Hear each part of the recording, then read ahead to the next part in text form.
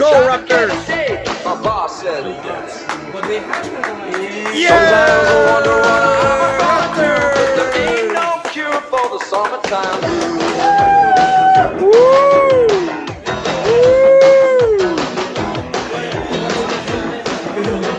Well, my mama, papa told me, son, you gotta make some money. Quite the different scene that we're seeing in Oracle compared to Jurassic Park.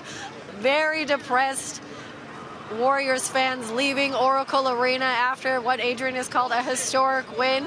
I've been called some interesting names because they're a little upset, but hey, listen to this. The Toronto Raptors have a 3-1 series lead, which means they're one game away from being the NBA champions. Let's just take a look at some of the things Warriors fans are throwing out in front of me. Raptors are extinct. Well, I think it might very soon say Raptors are NBA champions. What a game. They came out a little slow. We saw that they were very sloppy in the first quarter. But somebody left the game and came back looking a little different. Fred VanVleet, he got hit in the face. He had to leave for concussion protocol. But when he left without a tooth. So he's looking a little bit different. But Kawhi Leonard, what a performance by the Claw. He had, once again, a plus 30-point performance, which marks the 14th time. I'd argue Canada's pretty cool, buddy, that the 14th time in the playoffs that he's had at least 30 points. An exciting time to be a Toronto Raptors fan in Oracle Arena. Hey, come on in. Come to Canada. We're live right now. What did you think about the win and being here for this? Oh, this is awesome. This is amazing. We've been waiting for 24, 25 years. I moved out here from Toronto, so we came up. It's amazing. It's the best feeling. Our home team is going to win the finals. We're so close, one game away. So I'd like to say hi to everybody that I grew up with in Markham and Scarborough. Really High fives, Raptors fans all around the world. Doris Burke, kind enough to stick around late. And Doris, we just illustrated how, after a really miserable shooting performance in the first 24 minutes, that third quarter belonged to the road team. What was different in your estimation about what the Raptors were able to bring in terms of energy, execution, or whatever else? Well, I thought, and speaking to Nick Nurse at the half, he said, you know, I was proud of our guys. We stuck with it. We had a lot of good shots. He said, I didn't think it was stellar offense, but we kind of stuck with it, made enough shots to keep ourselves attached. So I think you could almost go back to the second quarter.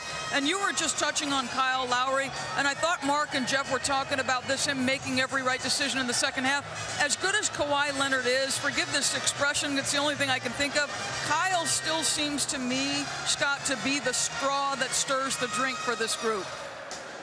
Well, he was fantastic in facilitating, but Kawhi, look, this isn't new to him. This stage, these moments, he's got it. He's better now, if anything. The game seems to have slowed down. You're there in the building. Tell me what I didn't see that you're able to see because you're there. What is he giving us? Well, I thought you could see it in the post-game interview a little bit when I said, you know, how do you keep your balance between being productive and yet absorbing all that pressure? And he said, I'm not playing hero basketball. There's a great equanimity about him, right? His meter doesn't run too hot. It doesn't run too cold. Right. And Kyle Lowry told us early in the series, Scott, that they feed off of that. Hey, listen, they walked off the floor in Game 3. There was no celebration. There's a seriousness in demeanor and a belief that they can win this series.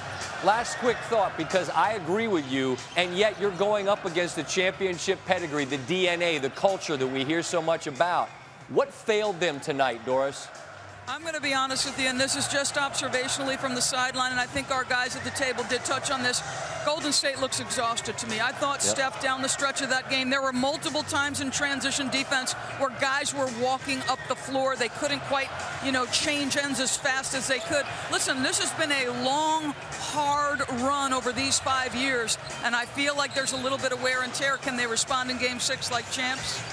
Let's see, or excuse me, Game 5. Well, that's true, and I'm with you. Listen, you could be the champ, but there's only so many punches you can absorb. And this Toronto team, they're the ones delivering the shots. They're the ones delivering the punches. And now they've got 48 minutes for a parade.